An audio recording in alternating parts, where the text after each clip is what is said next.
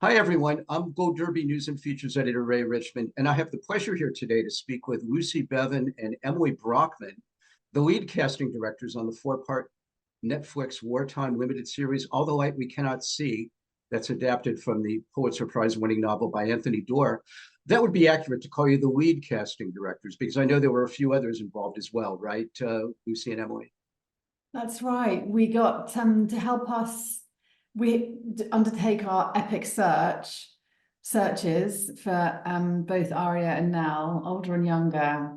We had some help on the ground in New York. Emily? Yeah, Suzanne Shield helped us and her team helped us in New York, which was fantastic. And Amanda Mitchell led up a search in Australia and New Zealand. So it was a very, it was a very thorough worldwide search for Yes. Murray Law. Global search. So we need to get into that. I know you no doubt have told this story several times before, but never so importantly as to our Gold Derby audience, if I may be so bold. Absolutely. Take us through how it happened that your director and executive producer, Sean Levy, decided to cast a couple of blind actors to play the key dual role of someone who is blind in the story. Imagine that. Did you think at first, oh my God, this is going to be impossible? It was apart from working with Sean, who was a complete delight, it was one of the most appealing things about the project for us, the fact that we had the opportunity, because Sean and Dan had the intention and Netflix had the intention to cast a blind person or in a leading role, which was the first time that's ever happened. And for us, that was a hugely appealing part of this whole job.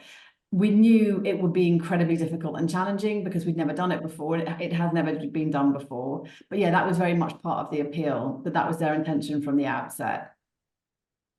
And you put this, so now, if I understand this correctly, Lucy and Emily, you put this e-blast out to everyone who was blind and wanted to send in an audition tape. I read that you got over 1,000 video responses. We hear these numbers as if going through that much material is a normal thing for a human being to do. And how do you even begin to tackle that kind of volume? Well, you need an amazing team, and there were myself and Lucy, and then there were a couple of other people in our office as well, because it's a full-time, very labor-intensive job to get through all of the auditions. But we were really lucky. We did a real deep dive into the community of people who are blind and low vision, and we reached out to a huge number of charities and community groups, and we were really just incredibly fortunate to get such a positive response.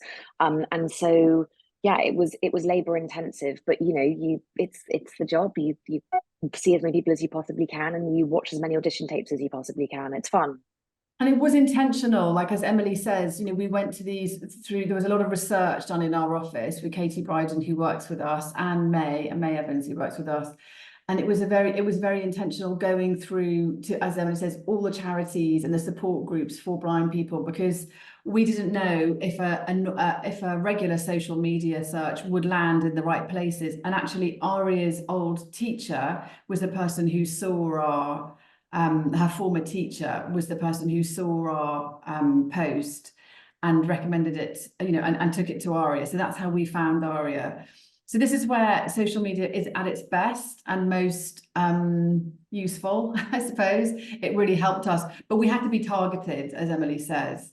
And I really do believe, like we had auditions from all over the world, didn't we, Emily?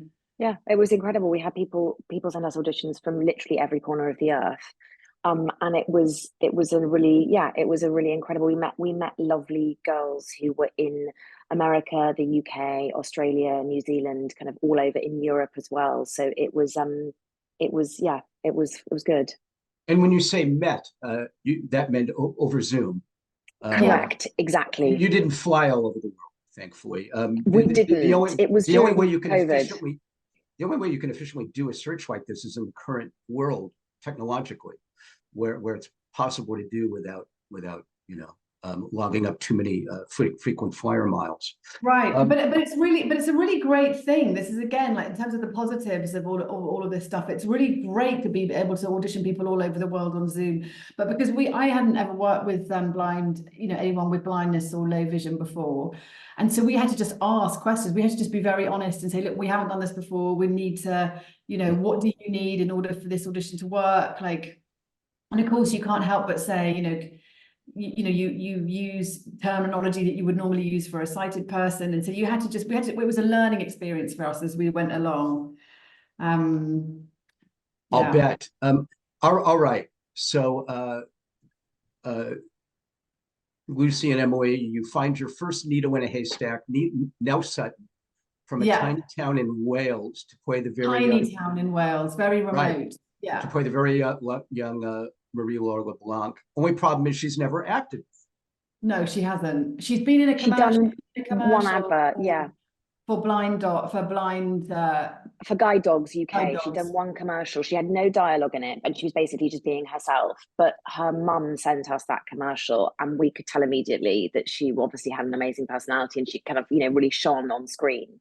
And they're a really interesting family because her mum is full sighted, but her father is blind as well. And so she's from a world, she's just got an incredible imagination. We actually did bring her in we brought her to London to audition with her, and she's just got this she's completely blind, and she's got this very rich internal life. And so the thing that we had to do with Nell was just to get her to focus in. Because she was born sight impaired, I imagine. Oh, good Nell question. She was, yeah. I think she's got congenital glaucoma. So so she's one of the youngest cane users in the UK. She started using a cane at 2, which is really unusual. She's incredibly bright, and her mum basically got in touch with us and just said, I've seen that you're doing this search, do you think Nell could be right? And from the get-go, she was someone that we were really excited about. She was brilliant. She was so good. Oh my gosh. I totally see what you saw in her immediately. And little hands when Mark Ruffalo and her were going through the the little the model, the model village. Yeah. Oh, it was just heartwarming and riveting. Yeah. And she uses a lot of touch. Like when we were auditioning her, we were doing the scene with the rocks, and she had lots of different sort of props to use for her hands and to feel things. We learned so much. It's so interesting how blind people sort of navigate everything and imagine things that they haven't seen. It's through touch and feel. So we learned that through her. And she loved Sean. The moment we started doing our recalls with Sean and we got him in, she just loved him, didn't she? She asked him so many questions, and it was really fun putting them together. They're both big personalities. Absolutely. I certainly know Sean is. Were you always going to have the adult Marie-Laure played by someone who's sight impaired, or did that come about because you already had Nell in place? Well, yes. As soon as we found Nell first, and then we found Aria, and that's how it went. Yeah, we found Nell first, and then Aria. And yes, and Aria, of course, being this graduate PhD candidate in rhetoric, a former Fulbright scholar, dedicated academic, Aria Mia Loberti, never acted before. Never acted before, but what was clearly apparent from the first time we met her, Suzanne put her on tape first, and then we immediately recalled with her. And what was clearly apparent from the moment we first met her is that she is incredibly bright, and was very honest about the fact she'd never done this before. This had come to her through her, as I say, through her former teacher who had seen the flyer. And she loved the book. I mean, you'll know this, but she knew the book very well. It meant a lot to her. And it was really clear from when we first met with her on Zoom that she was extraordinarily bright and able to take direction. But yeah, she'd never done it before. And I actually interviewed Aria late last year. And she, she really is just a revelation, one of the most charming and breathtakingly genuine people I've ever met. And so you convinced Sean, you said, this is the person, right? You said when you recommended Aria. But what about Netflix? Was that a sales job to be like, you know, because as you had mentioned, a blind I think actor had never been asked to, it's never always a been asked to lead a process. project. Yeah. It's always a process. And as well, you know, we, as Emily says, you know, we'd auditioned a lot of actresses, no, not actresses, sorry, a lot of people, young people who were blind and had some of whom were actresses, but the majority of which had no professional experience, you know, in an acting capacity whatsoever. Yeah, and we got it down, and it's always a process. You know, it had to be Sean's decision. But yeah, I think we felt pretty strongly from when we first met her that she would be the one. But you just have to sort of, yeah, it had to be kind of Sean's idea. And then no, I think Netflix were really quite excited. Yeah, I think we didn't have any. We matching them up because they're very different kind of coloring, and then that's where the hair and makeup. The team is obviously incredible, and they've kind of helped Nell look more like Aria. And they made her hair so sweet because yeah, she had a little bob. And actually, Aria Netflix was supportive. Mark as well. That was the great thing about when we first met Aria, because we were already at Mark, and they have an incredible likeness. That was a big help too. Yeah. So And then I think as for the rest of the casting process, it was really important to surround Aria by actors. And this is often the way when you work with an actor, when you have a young actor in a big leading part who doesn't have much experience, you want to make sure they're surrounded by the very best, by people who can really, they can learn from, you know. So we were very lucky that, you know, we had Mark and we had Hugh Laurie and we had these incredible German actors, to sort of surround her by the very best. You know, we had Lars Eiding, people at the top of their game, so she could learn, she could absorb all of their skill and talent. Yeah, and be well supported by them, absolutely. Because again, we're talking about not only women who are blind, and not only women who have never acted before, but they've never been on a set before. So that's a whole navigation, even if you're sighted, to know how to operate on a set. So they have to. So there's that aspect. So you find. And the great thing is as well, Sean and Dan. Sean has got a really strong team of. This is the first time we'd worked with Sean, but he has a really strong team of HODs and the crew that he's always worked with. So it's a very kind of family vibe. So they were very well supported, both Aria and Nell, in that. You know, in that team. And also the other person we should mention as well is Nick Ashton. The other person we should. The other one I was going to mention as well, Lucy, was also Joe Strechay, who's an associate producer on the project, who was fantastic also, who is himself blind, and he was an incredible, you know, invaluable resource for us, but I think also for Aria and Nell as well, just because he's, you know, very well versed on film sets and kind of how all these things work. So he was really helpful, as well as a kind of someone who could also guide them through the process. He also helped us in the auditioning process because people will pretend to be, people really want to get a job, so people will pretend to be blind sometimes. And is that true? Yeah. And my God, that's just disgusting. No, well, Joe was very helpful at navigating, like, you know, we had the intention to cast a person who was actually blind, low vision, and Joe was very helpful with that too.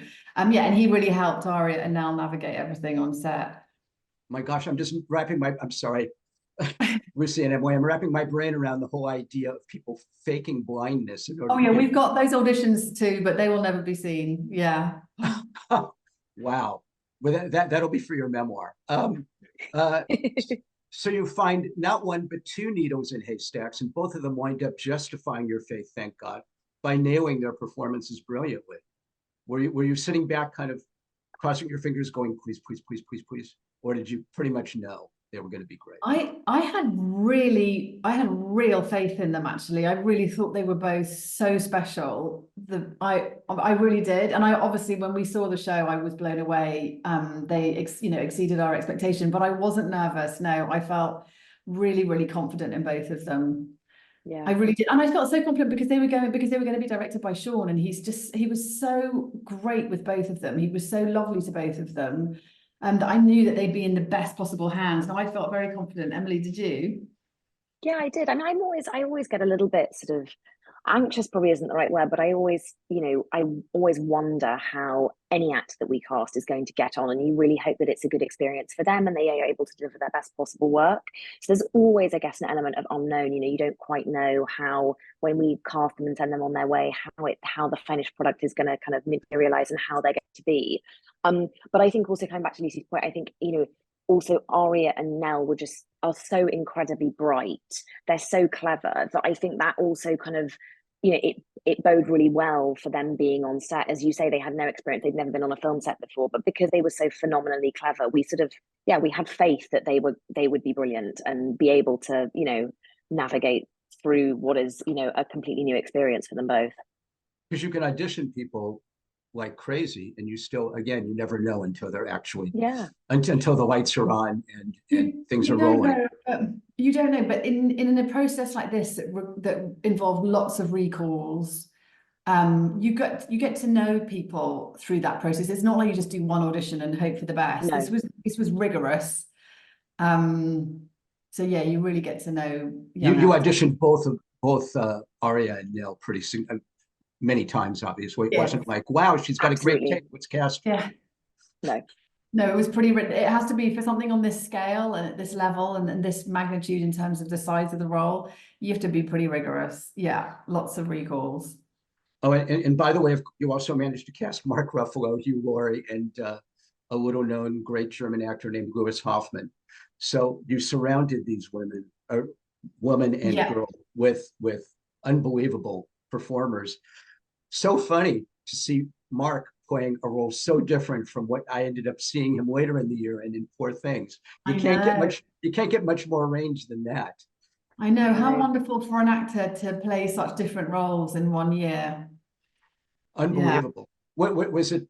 What was it difficult to find Mark and Hugh? And did they say Mark and Hugh? Yes, Mark and Sean are very close from having worked together a few times, most recently on the Adam project. So Sean was very keen to work with Mark again, and we were so lucky that Hugh responded. I think he loved the book, and so we were very lucky. And you've both been on kind of a roll lately. You already won an award this year for casting Matilda the musical, right? And yeah, we seem to have done. We've done quite a few things with. Sorry, I interrupted you, Ray, but yeah, not at all.